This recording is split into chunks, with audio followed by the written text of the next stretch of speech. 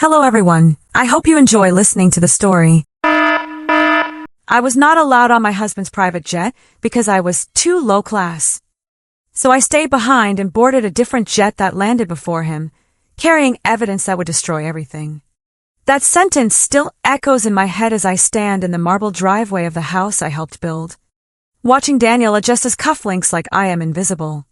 His mother stands beside him, her lips curled in that familiar, polished contempt, while a group of investors laughs softly, sipping champagne, as if this humiliation is part of the entertainment. "You would embarrass us," she says, not even lowering her voice, and Daniel does not correct her. He just glances at me, eyes cold, distant, like I am a stranger who wandered into the wrong life. I feel my fingers curl slightly, nails pressing into my palm, but I do not react. Not yet. The engine of the private jet hums faintly in the distance, waiting for them. For their version of success, for their carefully curated image. I am not part of that image anymore. At least, that is what they think. Daniel steps closer, lowering his voice just enough to pretend this is private. "This trip is important," he says. "High-level people. You would not fit in. Let that sink in. After everything I have done for him, after every silent sacrifice, I am now something that does not fit." I nod slowly, forcing my expression to stay calm, even as something inside me fractures. "Of course," I reply, my voice steady in a way that surprises even me. But then I notice it, a small detail, almost nothing. The flight manifest sitting loosely in his hand. 2 names highlighted, his and another one. Not a colleague I recognize. Not anyone from the firm. A woman's name. My stomach tightens, not with heartbreak, but with clarity. Red flags do not appear out of nowhere. They build, quietly, patiently, until you are forced to see them. The late nights, the locked phone, the sudden obsession with privacy. I should have seen it sooner, but now I do. He walks away without looking back, joining his mother and the others as they head toward the waiting car that will take them to the airstrip. Laughter follows him, light and careless, as if nothing has just shifted. I stand there alone, the silence wrapping around me like a warning. Most people would cry. Most people would beg. I do neither. Instead, I reach into my bag and take out my phone, my hand steady, my mind already moving 3 steps ahead. I dial a number I have not used in years. When the call connects, I do not hesitate. "I need a jet," I say quietly, and I needed to leave within the hour. Because I am not staying behind. I am just taking a different route. And for the first time, I am not following him. I am hunting the truth he thought he buried, and I can already feel it rising to the surface. Sharp and unforgiving, like something that has been waiting far too long to be seen. The private jet I charter lands just before sunset. The runway, glowing gold under a sky that looks too peaceful for what I am about to uncover. I step down slowly, heels clicking against the metal stairs. My reflection briefly flashing in the polished surface of the fuselage. I look composed, calm, untouchable. No one here knows who I am, and that is exactly how I want it. The resort stretches out ahead like a fantasy, glass walls, infinity pools, staff moving with rehearsed precision. This is the world Daniel said I did not belong to. I walk straight into it without hesitation. At the front desk, I give a different name. The receptionist smiles politely, completely unaware that I am here to dismantle a life, not enjoy a vacation. Within minutes, I have a room overlooking the ocean, directly across from the private villas reserved for elite guests. I do not need to ask who is staying there. I already know. I drop my bag, do not even sit down, and head back out, my pulse steady, my mind sharp. Every step feels calculated, like I have crossed a line I can never uncross. But there is no fear left, only focus. I spot him near the infinity pool. Daniel is laughing, really laughing, the kind of laugh I have not heard in months. It cuts deeper than any insult, and then I see her, younger, effortless, draped in a silk cover-up that probably costs more than most people make in a month. Her hand rests on his arm like it belongs there, like I never did. I stop behind a column, just out of sight, my breath slowing instead of speeding up. This is the moment most people would break. I do not. I watch. You worry too much, she says, her voice light, teasing. Your wife will never find out. Daniel smirks, shaking his head. She would not even understand what she is looking at. She is convenient. Nothing more. Convenient. The word lands like a blade, but I do not flinch. My hand tightens slightly around my phone as I lift it, angling the camera just enough. I capture everything. The touch, the tone, the truth. This is not suspicion anymore. This is confirmation. Clean. Undeniable. But as I stand there, recording the quiet destruction of my marriage, something unexpected happens. The pain does not grow. It fades, replaced by something colder, something far more dangerous. I follow them at a distance as they move toward one of the private lounges. They do not notice me. Why would they? In their world, I do not exist. Inside, the lighting dims, conversations soften, and money flows through the air like oxygen. I take a seat at the bar, turning slightly so I can still see them reflected in the mirror behind the bottles. Their voices drop, but not enough. We finalize everything tomorrow, Daniel says, leaning closer to her. The investors are ready. Once the transfer clears, it is done. And the accounts, she asks. All offshore. Clean. No one can trace it back. My fingers freeze for half a second. Then I press record again. This is no longer just betrayal. This is something else entirely. Something bigger. My mind begins connecting pieces I did not even realize I had. The late-night calls. The documents he refused to share. The sudden interest in international accounts. I always thought he was hiding something. I just did not know it was this. I finish my drink without tasting it and leave before they do, my thoughts already racing ahead. Back in my room, I sit at the desk and open my laptop, the screen lighting up my face in the dim room. I log into a system I have not touched in years, one Daniel never knew existed. Old credentials. Old access. Still valid. Within minutes, I am inside. Files appear. Transactions. Shell companies. Numbers that do not add up unless you know exactly what you are looking for. And I do. Every transfer tells a story. Every hidden account leads somewhere darker. He did not just cheat on me. He used the life we built as a cover for something illegal.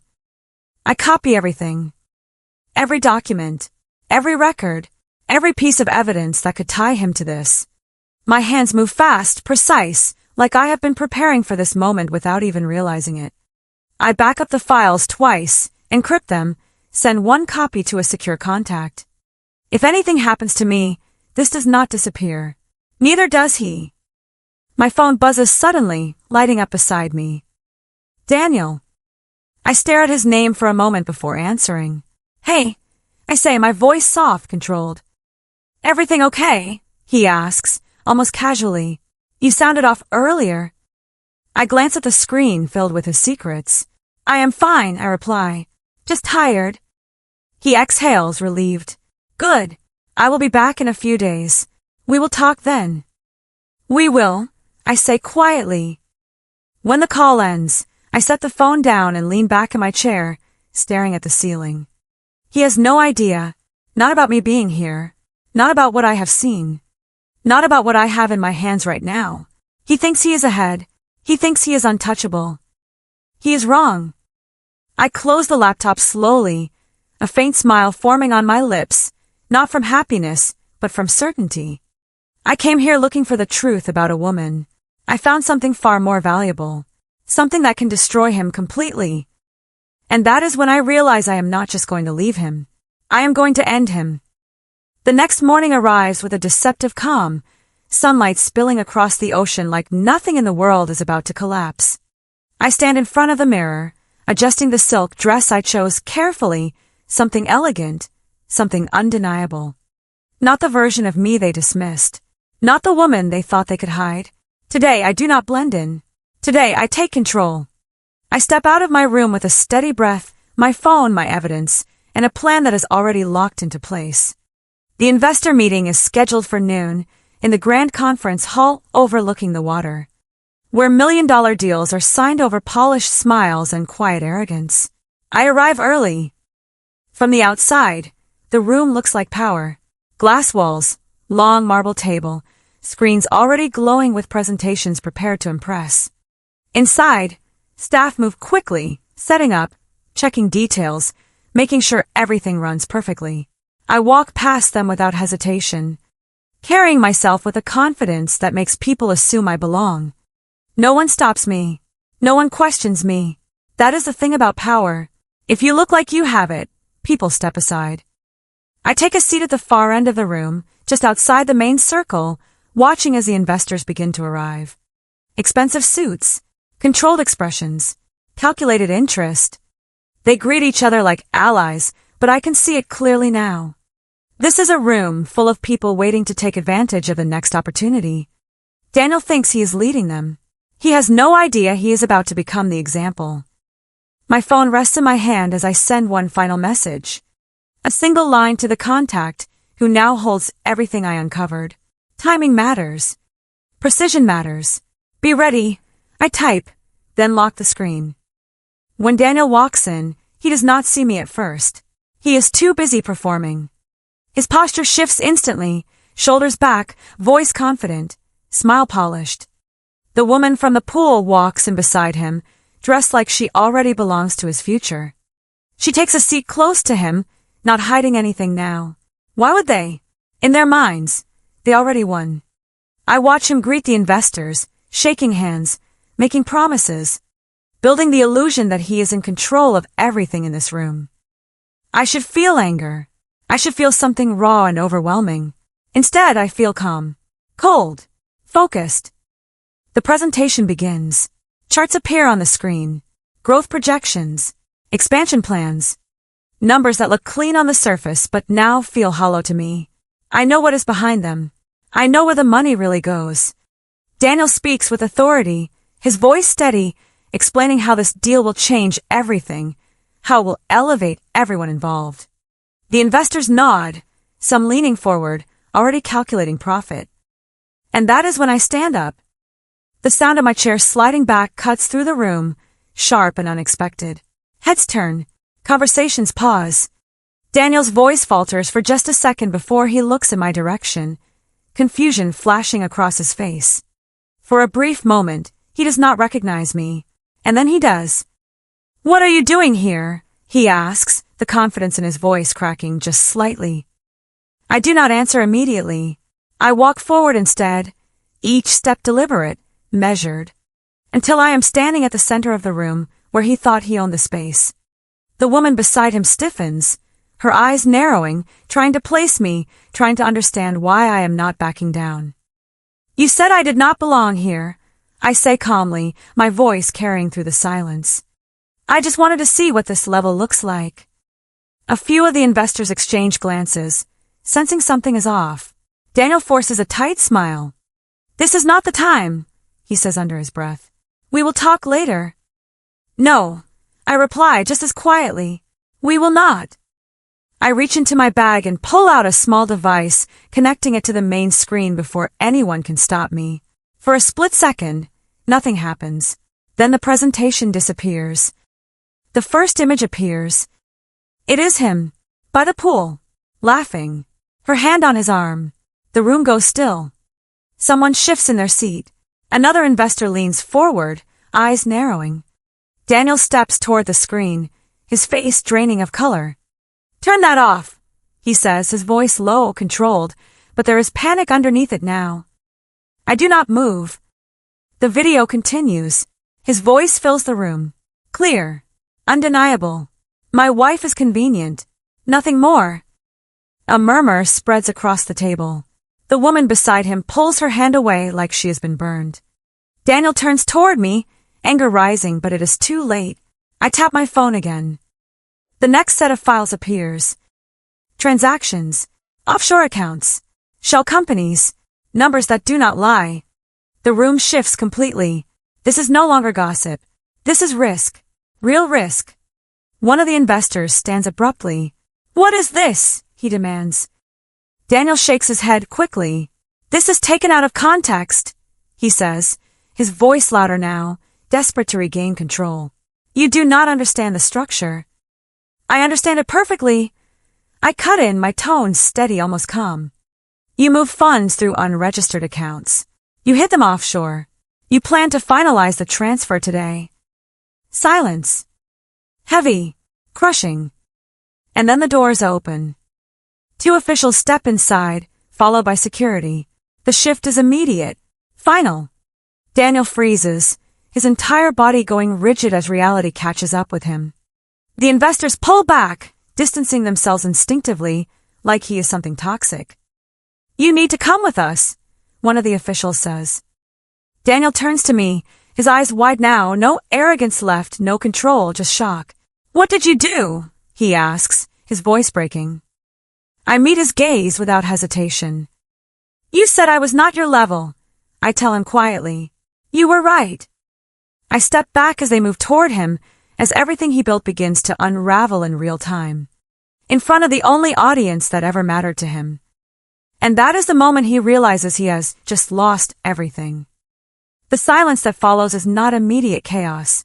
It is slower than that, heavier, like the air itself thickens as reality settles into the room. I do not move. I do not need to. The damage is already done. Daniel stands there, frozen between denial and collapse, his eyes darting from the officials to the investors, searching for someone to anchor himself to, someone to believe him. No one does. The same people who were nodding at his projections minutes ago now lean back in their chairs, distancing themselves, their expressions tightening into something cold and calculating. They are not shocked because of betrayal. They are shocked because they almost invested in a liability. One of the investors clears his throat, adjusting his jacket as if trying to physically separate himself from what just happened. We are suspending all discussions effective immediately, he says, his tone flat, professional, already rewriting the narrative in his head. Another stands up without a word, gathering his documents, avoiding eye contact with Daniel entirely. The room begins to empty in slow, deliberate movements, not rushed, not chaotic, but final. That is what power looks like when it withdraws. It does not scream. It simply disappears. Daniel finally turns back to me, his face pale, his composure shattered in a way I have never seen before. You think this is over? He asks, his voice uneven, trying to pull something from whatever pride he has left. You think you win like this? There is anger there, but it is hollow now, stripped of the confidence that used to carry it. I tilt my head slightly, studying him as if I am seeing him for the first time, because in a way I am. The man I thought I knew never really existed. What stands in front of me now is the truth, exposed, smaller than I ever imagined. I am not trying to win, I reply quietly. I am correcting a mistake. The officials step closer, one of them gently but firmly placing a hand on his arm. Daniel resists for half a second, instinctively, then stops, as if even he understands that there is no fight left worth having. The woman who stood beside him earlier is gone. She slipped out somewhere between the second video and the first document, disappearing as soon as the illusion cracked. That tells me everything I need to know. Loyalty built on convenience never survives exposure. As they escort him toward the door, he looks back one last time, his eyes searching mine for something. Regret, mercy, recognition. I give him none of it. Not because I feel nothing, but because I finally understand what he never did. Closure does not come from his apology. It comes from my decision to stop needing it. When the door closes behind him, the room feels larger, quieter, cleaner. I walk slowly to the table, gathering the few documents left behind, not because I need them, but because it feels right to close the scene myself. My reflection stares back at me from the darkened screen, composed, controlled. Someone I barely recognize but somehow trust more than I ever trusted the version of me that stood in that driveway days ago. The rest happens quickly after that. Legal teams step in. Accounts are flagged. Transfers are frozen before they can be completed. By the time the sun sets, Daniel's name is no longer associated with opportunity. It is associated with risk, investigation, collapse. The same system he tried to manipulate now turns against him with ruthless efficiency. There is no dramatic explosion, just a systematic dismantling of everything he built on lies. I leave the resort the next morning without saying goodbye to anyone. There is nothing left to say. The staff nod politely as I pass, unaware that anything unusual has happened. To them, I am just another guest checking out. That is the beauty of it. The world does not stop for personal endings. It keeps moving, indifferent, steady, forcing you to decide whether you will move with it or stay trapped in what no longer exists. On the flight back, I sit by the window, watching the clouds stretch endlessly beneath me. This time, I am not chasing anything. I am not following anyone. For the first time in a long time, I am simply moving forward. My phone buzzes once, a message from my lawyer confirming what I already expected. Asset reviews have begun. My position is secure. The life I helped build was never truly his to take. When I land, the city feels different. Not because it changed, but because I did. I walk into the apartment that once felt like a shared space and now feels like mine alone. The silence is not empty. It is peaceful. I set my bag down, take a slow breath, and let it out without tension for the first time in days. I think about everything that led here. The trust, the doubts, the moment in the driveway when I almost accepted being left behind. If I had stayed there, if I had believed what they said about me, none of this would have happened. That is the real difference. Not the jet, not the evidence, the decision. I move to the window, looking out over the city lights as they begin to flicker on one by one. Somewhere out there, Daniel is trying to hold on to whatever is left, trying to make sense of how everything slipped through his fingers. I wonder if he remembers the exact moment he decided I was not enough. I wonder if he understands now that it was never about class or status or image. It was about underestimating the one person who knew him best. I close my eyes for a moment, then open them, steady, grounded, certain. He took a private jet to escape me. I took one to end him. The aftermath does not come with noise or chaos. It settles quietly, like dust after something heavy has collapsed. Within days, Daniel's name begins to circulate for all the wrong reasons. Not in headlines at first, but in conversations behind closed doors, in emails marked urgent, in calls that suddenly go unanswered. Deals disappear. Accounts are locked. People who once chased him now avoid even saying his name. That is how a reputation dies. Not with a bang, but with absence. The woman who stood beside him at the resort is nowhere to be found. She vanishes as if she never existed, taking her carefully curated charm with her, leaving nothing behind but proof that she was never loyal to begin with. I hear updates through my lawyer, never directly. I do not need to see him to understand what is happening. Investigations move forward. Financial records are examined line by line. Every hidden transaction becomes another weight pulling him down. He tries to respond at first, to defend himself, to explain. But explanations mean nothing when the evidence is clean, precise, unforgiving.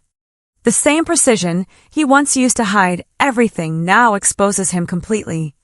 There is a certain symmetry in that, a quiet kind of justice that does not need to announce itself. Back in the city, my life begins to reorganize itself in ways I did not expect. Spaces that once felt shared now feel defined, controlled, mine. I move through my days with a clarity that surprises me, handling legal matters, restructuring accounts, making decisions I used to hesitate over. There is no hesitation now, no second-guessing. The uncertainty that once followed me has been replaced by something steadier, something grounded in the simple fact that I finally see things as they are. One evening, I receive a message from an unknown number. I do not need to open it to know who it is.